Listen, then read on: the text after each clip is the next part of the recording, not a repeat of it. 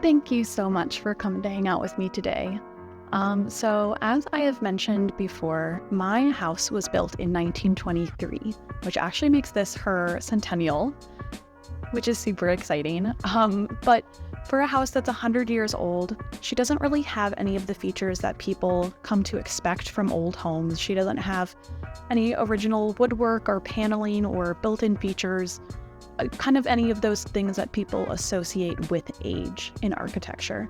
So when I bought this house, I decided I wanted to try to add back some of that vintage charm and just inject a little bit more personality into it. And I can't say that I've been terribly period accurate to the 1920s specifically, but I have tried to just put things in that feel right for the space, and kind of embrace a little bit more of an eclectic nature of it. But one thing I knew I did want to add to the space was a faux fireplace. So what I hoped to achieve with a faux fireplace was not only give myself somewhere to put the TV above, but also to kind of give that center point, that focal point for the room. When I was coming up with this idea, it was right around the time that I was actually working on adopting a cat from my now husband's workplace. He was one of the barn cats that just hung around there. And when I was adopting Pickles, I kept trying to think of things that I could add into my house that would be good for a cat. You know, he needs a bed and he needs a litter box and he needs a tree and all of these things. And I have such a tiny home and I just didn't know how I was going to incorporate those things. So I decided for his bed, I was going to try to integrate it into the decor of the living room. And I got this funny idea for what if I decorate a cat bed with flames and put it in the fireplace. If it's going to be a faux fireplace, there wouldn't be anything in it. It's not going to be usable. I might as well decorate that space. And I know a lot of people do it with candelabras or candles, but I just thought it would be really funny to put his bed in there and see if I could make it look like he's sleeping in a little fire. So this was the very first project I did when I got into this house. It is it's sketch. It's a bit of a sketch job because I literally was using the tools that I had when I lived in an apartment. So please excuse the janky tools. Please excuse the odd angles. I was not intending to film this for YouTube. I was really just filming it just for fun so I could look back on the making process of it. But it really did spark a lot of the joy that I found in creating things and building stuff for the house. So I thought it'd be fun to share it with you guys. So yeah, let's get to the construction bit of it. Also, I totally forgot, but look at my chair. He's ready for spooky season. Spooky ghost chair. So first, I'm getting the temporary TV stand out of the way, and you can see the corner of my living room that I'm working with.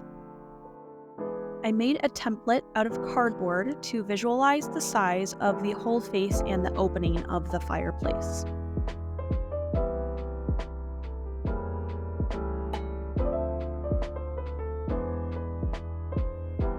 For the face, I just transferred that shape to plywood and cut it out using a jigsaw.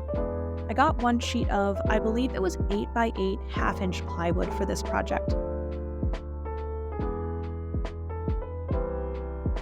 Next, since I wanted to preserve the baseboards, I made a template so I could cope the face to fit over them.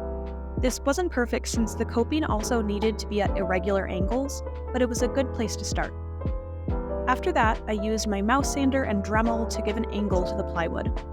I didn't have a router at this time, but that would obviously be a cleaner solution to this. It was a lot of trial and error since both sides needed different degrees of angling to fit the uneven corner. I used my Dremel to clean up the cut I had made for the opening, then I got to work on the top of the fireplace. I was able to puzzle piece it together from the rest of that one 8x8 sheet of plywood, and I glued the pieces together with some weight on top overnight. I used the bag of pine pellets that I use as Pickles' cat litter as the weight, which seems appropriate since this was made to house his bed. Next, I used some scrap pieces of lumber to create supports for the top, so that it would rest on a triangle of wood screwed into the walls and the facade. At this point, I also attached the facade to the wall itself. Finally, I got to the fun part. I got a very slim crown molding and wood appliques from Lowe's, and I scrounged for other bits at my workplace. Side note, working for a remodeler gives you the best dumpster diving. To hide the strangely coped sections by the baseboards, I used crown molding blocks. This ended up serving double duty as a way to hide the opening for the power strip in the fireplace. To frame the opening of the fireplace a little more, I cut an arch and keystone plaque out of leftover plywood, and I added the wood appliques. For the hearth of the fireplace, I again wanted to be as non-destructive as possible, so I created a base out of plywood and I tiled over it using leftover tile from work. This was my first time using a tile saw, and I just want to take a minute to appreciate how smoking hot I look doing this. But when it came time to actually apply the tiles, I wasn't willing to buy any of the necessary materials. Instead, I used an old knife and fork to apply and score the mortar and a piping bag to grout it.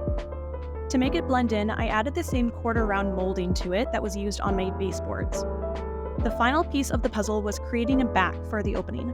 I ended up going with a very cost-effective method of vinyl peel and stick tile on poster board with caulk as the grout. I made it taller than the opening so it appears to lead up into a chimney. And after all of this, I had a finished fireplace.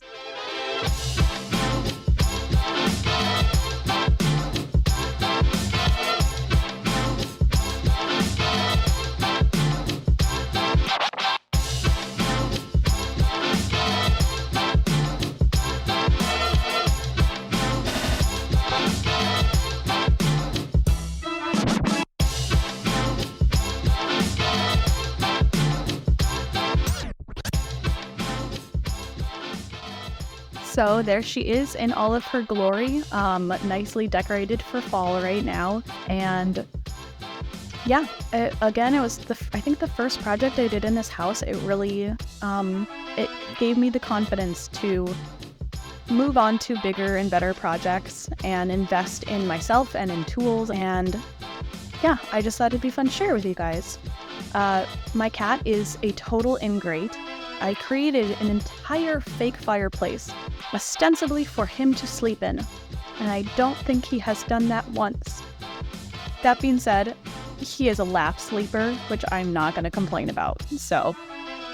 But yeah, please feel free to like and subscribe, and let me know in the comments what you want to see next, and I hope you guys have a happy fall.